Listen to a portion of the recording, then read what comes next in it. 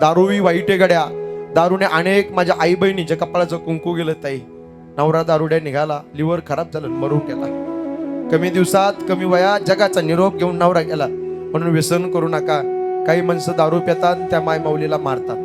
कानाला न ऐकेलं असतं बोलतात, टेन्शन राग आला का. ऐका, यत्र नारीस तू पूजनते रमनते तत्र देवता. ज्या ठिकाणी स्त्रीचा आदर असतो त्या ठिकाणी देवता रममान असतात, असं शास्त्र शिकवतं. तुम्ही बोलाल, पण परमेश्वराने स्त्रीला जबरदस्त कॅपॅसिटी दिली सहन करण्याची. अहो तिच्याकडे पहा, किती मोठा त्याग आहे तिचा. गळा तिचा आहे पण मंगळसूत्र तुमच्या नावचं घालते. कपाळ तिचे पण कुंकू तुमच्या करता लावते. हात तिचे पण बांगड्या तुमच्या करता घालते. पायाचे बोट तिचे पण जोडवे तुमच्या करता घालते. हो 2200 सुवासिनीसारखे जीवन जगते. हो हाडाचे काढ करते, रक्ताचं पाणी, नेत्राचा दिवा, हाताचा पाळणा, पै पै पै पैसा जमा करते. का? माझ्या मुलीचं लग्न मला थाटामाटात करायचं. का? माझ्या मुलाचं शिक्षण मला थाटामाटामध्ये करायचं.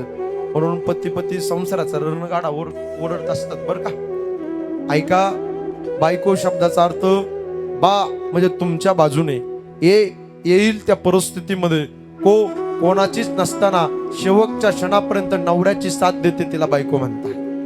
ती अर्धांगिनी असते बरं. म्हणून तिची सेवा केली पाहिजे. वडिलाने लेकरा बाळाची सेवा केली पाहिजे. म्हणून माझी तळमळीना विनंती आहे, दारू पिऊन शरीराचं मात्यारे करू नका.